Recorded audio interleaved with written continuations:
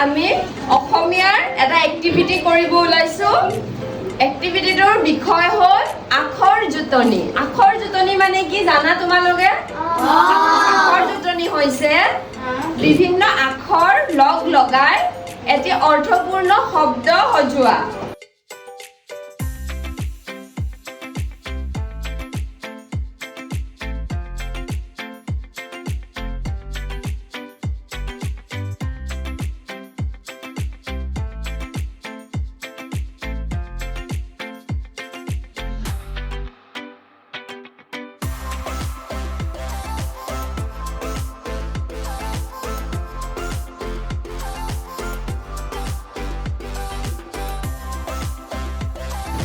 আজি আমি